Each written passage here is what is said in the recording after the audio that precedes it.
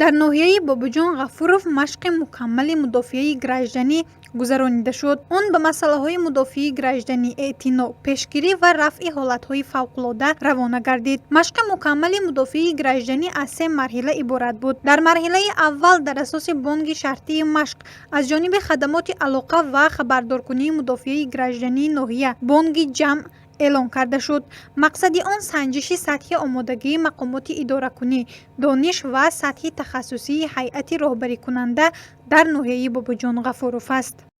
офатҳои табиие ки дар давоми моҳи майи соли 2024 дар ҳудуди ҷумҳурии Тоҷикистон рух дода нишон медиҳад, ки ташаббусҳои пешвои миллат дар эълон намудани 10-солаи байналмилалии амал об барои рушди устувор солҳои 2018-2028, соли 2025 соли умумиҷаҳонии ҳифзи пирахҳо ки бандҳои алоҳиди онро паст кардани хавфи хатари офатҳои табиӣ ташкил менамояд, яке аз масъалаҳои ҳалталаб мебошад. ҳайъати роҳбарикунанда, комиссияҳо, қувва ва воситаҳои мудофиаи гражданӣ бо ҷалби зернизомҳои вазифавӣ ва ҳудудии низоми ягонаи давлатӣ оид ба пешгирӣ ва рафъи ҳолатҳои фавқулода дар минтақаҳои осебпазир сафарбар гардид. хадамотҳои мудофиаи гражданӣ, қувва ва воситаҳои зернизомҳои вазифавӣ ва ҳудудии низоми ягонаи давлатӣ оид ба пешгирӣ ва рафъи ҳолатҳои фавқулода аз ҷониби ситоди роҳбарикунандаи машқҳо омодагии қувваи воситаҳо аз назар гузаронида шуд. ҳоло қувва ва воситаҳое ки бевосита барои амалӣ намудани чорабиниҳои ҳифзи аҳолӣ ва ҳудуд дар минтақаи осебпазир пешбинӣ шудаанд, ба минтақаи осебпазир сафарбар мешавем. гузарониндани машқи мазкур 4 рӯз идома карда дар марҳилаи аввал ҷаласа доир намуданд. ҷаласаи мазкур дар толори мақомоти иҷроии ҳокимияти давлатии ноҳияи Бобуҷон Ғафуров сурат гирифт. Дар он роҳбарону масъулони ноҳия, ҳайъати роҳбарикунандаи мудофиаи граждании ноҳия, зернизоми вазифавӣ ва ҳудудии низоми ягона иштирок доштанд. Дар ҷаласаи мазкур масъалаҳои рафъи ҳолатҳои фавқулода ва дар натиҷаи офати табиӣ хисоротҳои ба амал омада баррасӣ гардид. иттилоъ дода шуд, ки бар асари омадани сел 35 хонаи истиқоматии пурра ва 64 хонаи истиқоматии қисман хароб гардида, валангор гардида, 600 нафар сокинони ноҳия бесарпаноҳ ва бемаводи ғизоӣ монданд.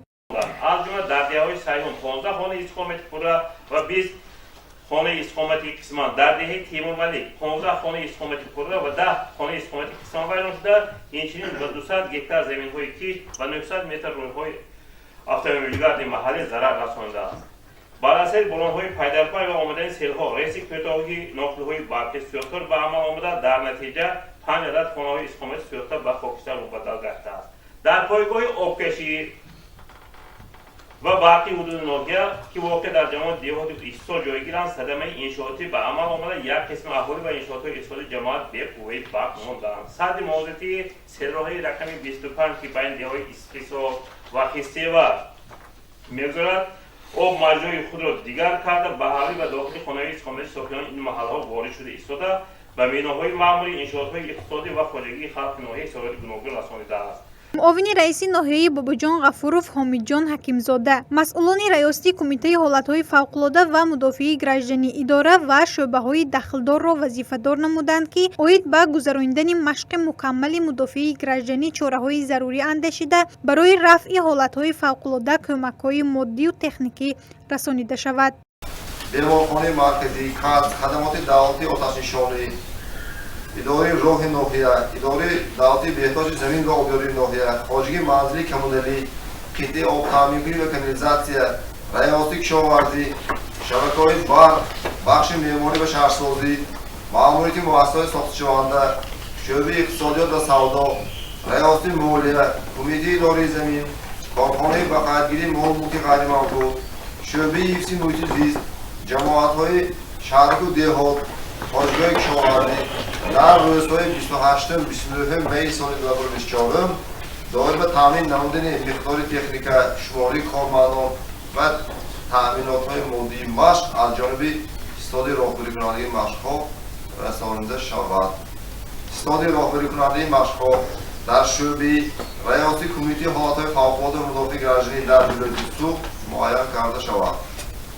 ҳамзамон мактубҳои дахлдор вобаста ба машқҳои мукаммали мудофиаи гражданӣ бо гирифтани бонги шартӣ саривақт ва ба истоди роҳбарикунандаи машқҳо пешниҳод карда шаванд. дар марҳилаи сеюми машқи мукаммали мудофиӣ гражданӣ барои барқарор намудани харобаҳо 8 адад техникаҳои муҳандисӣ равона гардид. беш аз 4000 метри мукааб корҳои пешгирикунанда гузаронида шуда, селроҳаҳо тоза карда шуд. дар идомаи гузаронидани машқи мукаммали мудофиии гражданӣ ба иштирокчиёни фаъол ифтихорнома ва тӯҳфаҳои хотиравӣ супорида шуд. гузориши Манзура Бахтиёрзода, Насим Раҳимов барои барномаи иттилоотии Хабар.